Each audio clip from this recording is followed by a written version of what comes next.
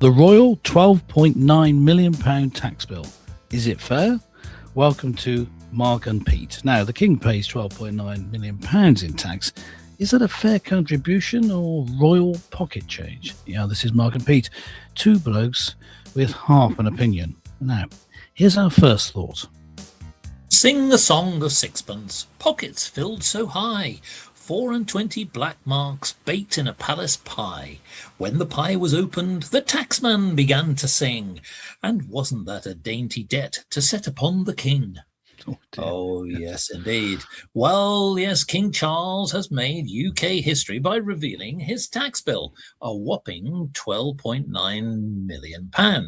But is this enough? Now, many people have been questioning for decades, in fact, even dare I say centuries, how much exactly should the royal family pay in taxes? Now, Mr. Pete, this is quite a revelation, but there are some caveats to this, aren't there?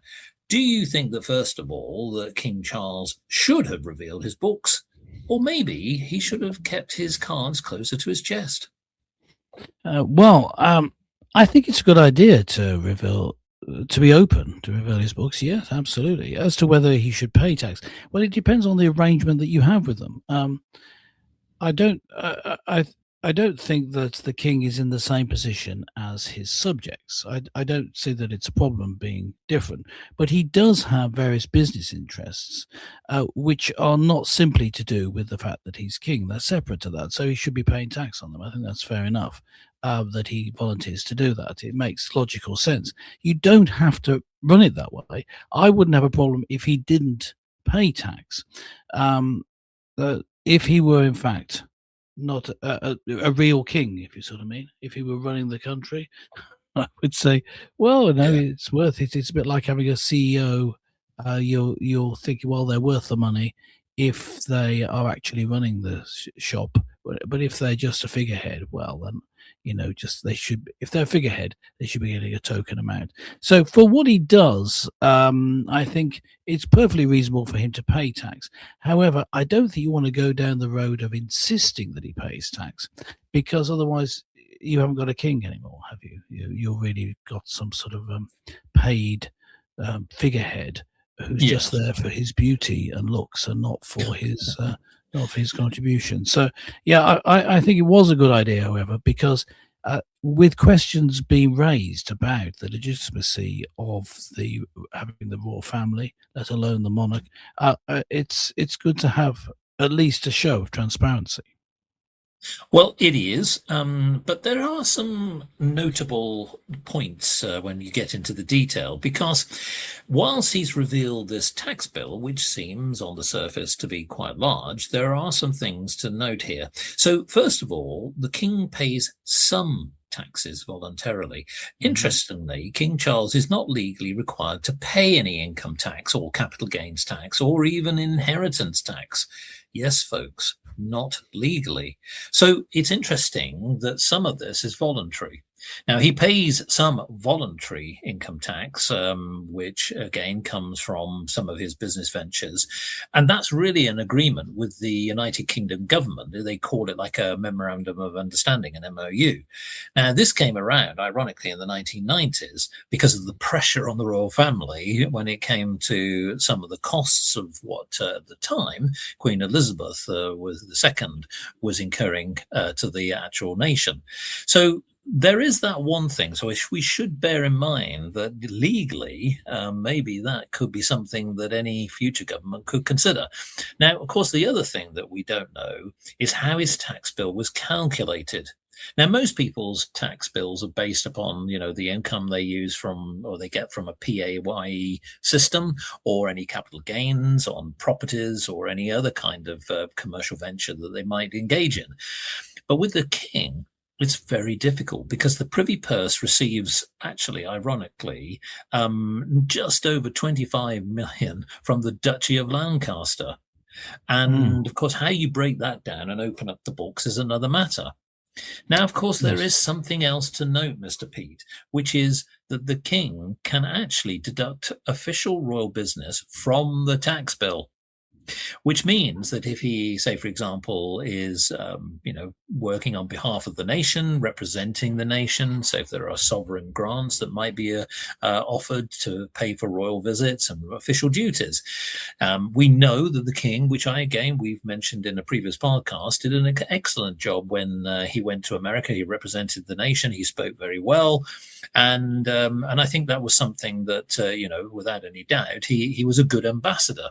But again, when you're putting that into the equation, when you look at the way that the king looks at his overall income, the 12.9 million doesn't really reflect his overall wealth or really where all of the tax potentially could come from. Yeah, so my sure. question here, Mr. Pete, then is, should we be much more scrutinizing if the king was to, dare I say, walk the talk with obviously his his followers, his subjects, where they have to be completely transparent, whereas in his particular case, legally, he doesn't? Yes, that's right. Yeah, following on from what I was saying before, you should at least a show of transparency is a step in the right direction. But then that immediately raises questions, because once you know a little bit, you want to know more, and it does raise questions. There are gaps in our knowledge, gaps in what was revealed. I think that what we have here is it's really a piddling amount or pocket change for him, as I said in the little opener. It's not that much money compared with, for example, how much does he get paid by the sovereign grant that he receives? Well, that's more, isn't it? Yeah, quite a bit more, I think, than he actually pays in tax. So we're paying him more than he's paying us. Let's put it that way. So this shows what a small amount it is that he's paying in tax, and it's revealed maybe that he's not worth the money. Well, is he? Because many people would say, well, look, they're prepared to pay a certain contribution as a representative or an ambassador for the nation. Now, it was calculated that if every single individual paid tax, so whether you're very young or not, basically you'd probably be spending around £20 or more per year to pay for the king and the royal family, etc. Now, again, this does not take about figures from his businesses or anything else like that. But I think the one thing that really is quite interesting is that the king, when you look at his assets, that's from buildings and land, etc., we're into the billions. Yeah. That's where, again, now the thing is that most people who are subjects of this nation have to pay inheritance tax. Yeah. The king and others do not need to pay inheritance tax. Now, when you think about that, then the game changes rather dramatically. So what say you about just simply the assets, really where the main money is? Well, I think that's what when you start to raise the curtain, you start wanting to have a proper peek at what's going on behind the scenes. How much exactly does he own? How rich is he? And it'd be interesting because it's interesting the need for secrecy. Because why? Because he's obviously, I would say, extremely wealthy in terms of assets, and so what's so bad about that? Up the standing of the king by showing how rich he is. Why not? I think that, however, the problem that we have now, this is just applying this to what the responsibilities are. So we've got a great amount of assets. He has a large income. He pays some in tax. That's so good. But what do we get out of it? I said before, rather cheekily, is he worth it?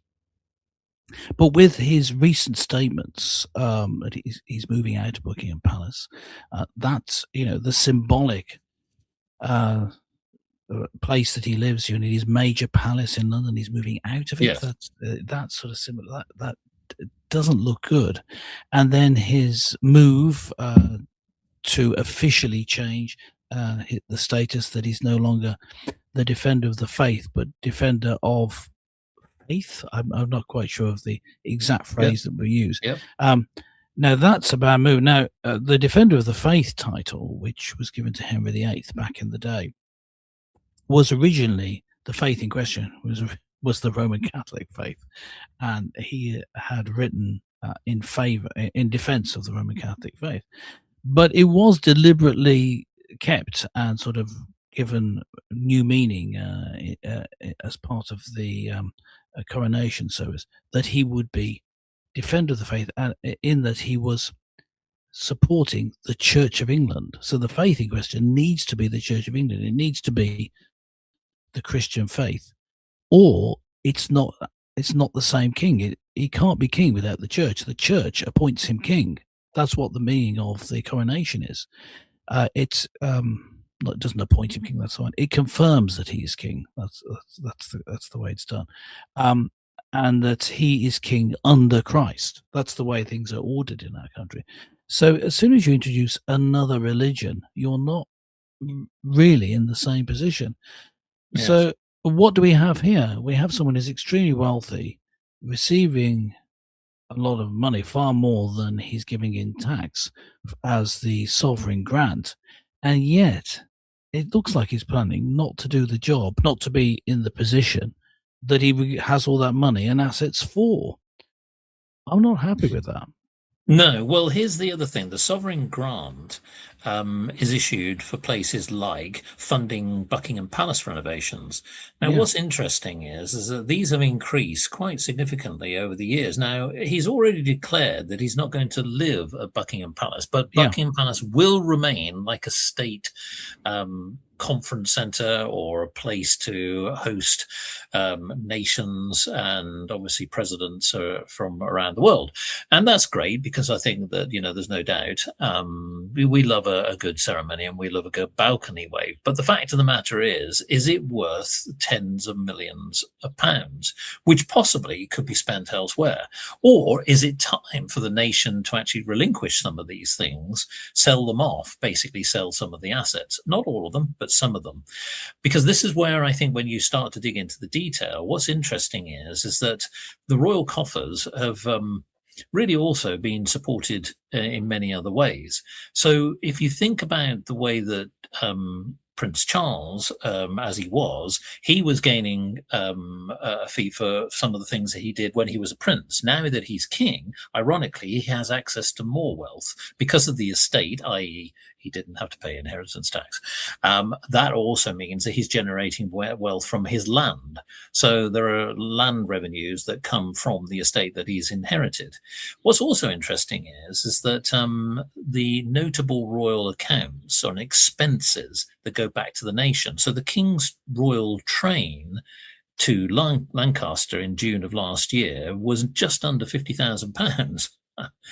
Then you've got helicopter journeys, which cost, if you take the overall past year, costing just over £700,000.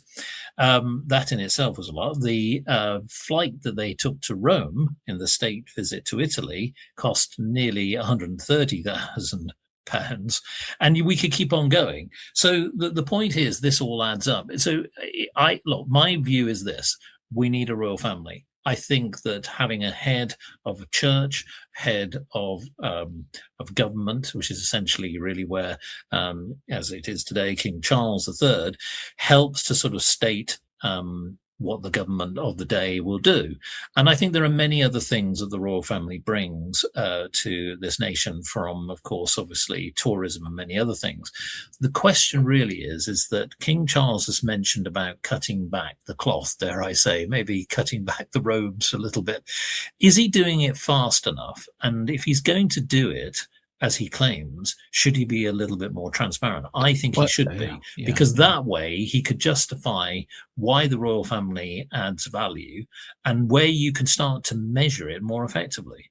Yes, yeah. I mean, I think this is it. It needs to now be even more transparent, or at least give a better appearance of it.